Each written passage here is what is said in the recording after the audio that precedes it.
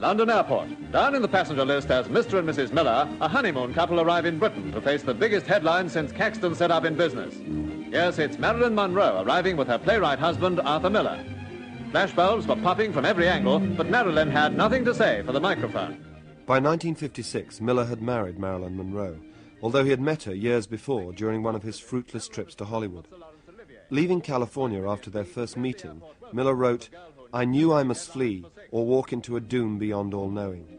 With all her radiance, she was surrounded by a darkness that perplexed me." Although it took several years before the two of them were finally together, it was always, for many outside observers, a relationship that remained a mystery. Didn't it seem unlikely to you, that sort of, that partnership, a partnership with Marilyn?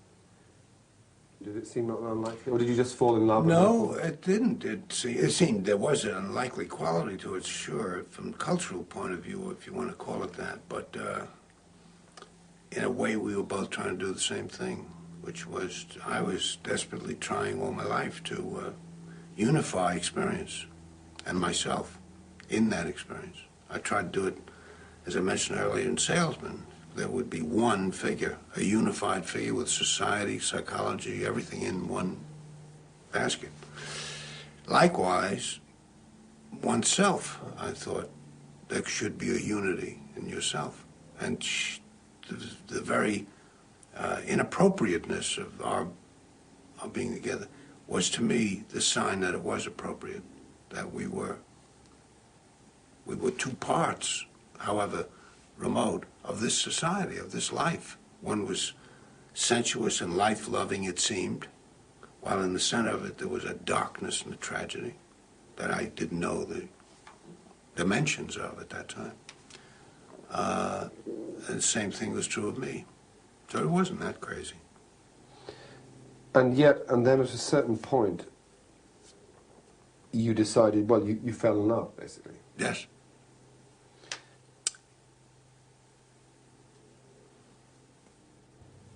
After that first meeting, though, your first impulse, I think, was to escape, to resist.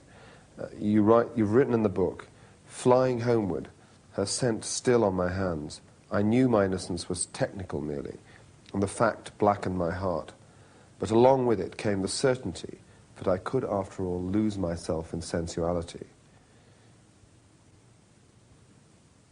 In other words, you'd fallen head over heels in love, and... That's right. But at the beginning, why do you think she needed you? What drew her to you, do you think? First of all, I took her at her own evaluation, which very few people did. I thought she was a very serious girl way back, and that she was struggling, I thought, because she generally was thought of as being a rather lightheaded, if not silly, human being. That's because I loved her, so I took that attitude toward her. And so the best of her, she thought, was in my eye. Therefore, the hope she had was with me for that time in her life. Many people patronized her. One feels even now, today, that she's still patronized. Yeah, she's a walking... she's some kind of a dancing bear, or that she shouldn't be able, for example, to have any interest in anything but sex, showing off, or saying dopey things to the newspapers. But you, perhaps more than anyone, were close to her during that period. Can you describe what you refer to as the inevitability of her tragedy? Why did she have to struggle, do you think, in the way that she did? Basically, her struggle was a psychological struggle against abandonment, against abuse. In our terms today, she would have been thought of as an abused child. Now, the psychological damage that creates is very well known. And she struggled in a lifetime and lost against that damage. That's fundamentally what it was. Her mother condemned her. Her mother was mentally ill and tried to destroy her at one point. And it was also a question of a surrounding fundamentalist religion, which condemned exactly what she was doing, namely acting, being in show business. So that there was a stain of the illicit and the condemnation always there at the same time. She was in rebellion when she acted, and she expected punishment as a result of it, somewhere in that psyche. There's a number of forces that were working for it, but some of them were particular to her, but it's by no means an unheard of type. The great thing about her, to me, was that the struggle was valiant. She was a very courageous human being, and she didn't give up, really, I guess, till the end. The screenplay of The Misfits, based on Miller's own short story about 3 small-time horse traders in the Nevada desert, was motivated by his desire to write a film that would enhance Marilyn's opportunities as a performer. But by the time that John Huston came to direct the film in 1962, Miller's relationship with Monroe had broken down irretrievably, despite those occasional moments during shooting when they still appeared to be a couple.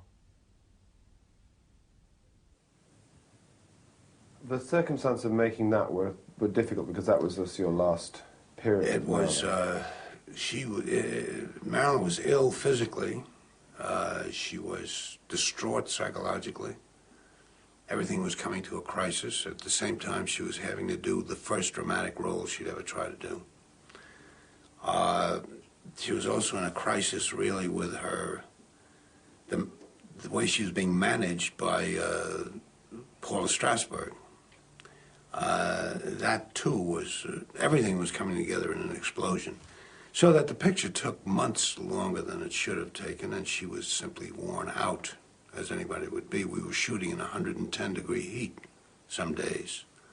It was a Turkish bath up there on that dry lake. Unbelievable.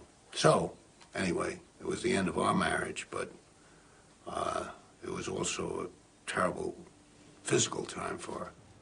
It was precisely at that time, at this very difficult time, that you met Inga Morath, who has become your wife and who you've lived with ever since. You met her on the set of The Misfits, didn't you, at that very moment? She was one of several photographers from Magnum Photos, which is a cooperative photographic agency in New York, who came out with Cartier-Bresson to photograph The Misfits. At that time, however, I had no time for her. I just was so absorbed in that movie and trying to keep myself afloat. But we did meet there, and then I met her again some months later in New York. By this time, I was no longer with Marilyn. Look, if you start going under tonight, I'm calling the ambulance. I haven't the strength to go through this alone again. All the experiences of meeting Inga, the breakup with Marilyn and her later suicide, came together in a complicated dramatic form in After the Fall, a play which deals with the dilemma of personal responsibility. Don't sleep again. Then put that stuff away and go to sleep. Could you stay like 5 minutes? Yeah. You remember how you used to talk to me till I fell asleep? Oh, Maggie, I've sat beside you in darkened rooms for days and weeks on end. You lost patience with me. That's right, yes. So you lied, right? Yes, I lied. Every day. We're all separate people. I tried not to be. But one finally is a separate person. I have to survive too, honey. So, where are you gonna put me? You talk that over with your doctor. But if you loved me... Oh, yes, but how would you know, Maggie? Do you know any more who I am, aside from my name? A suicide kills two people, Maggie. That's what it's for. So I'm removing myself, and maybe it'll lose its point. Carrie!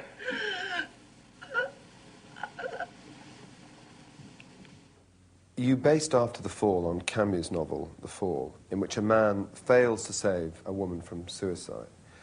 What made you change the dilemma of the central character when you came to doing the play? It gradually began to occur to me, well, that's one dilemma, but what about supposing he had tried to save her?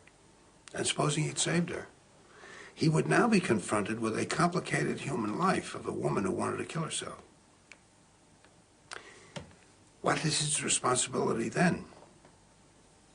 How does he relate to that responsibility?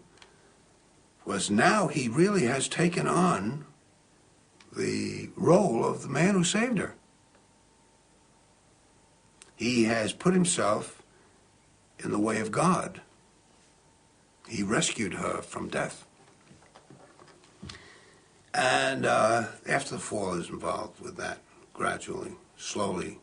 That idea, which I extrapolated into the whole Nazi experience, because in the interval, I went through Germany for months with Inga, and in those days you could still walk among the concentration camps. They hadn't been cleaned up so as they have been now.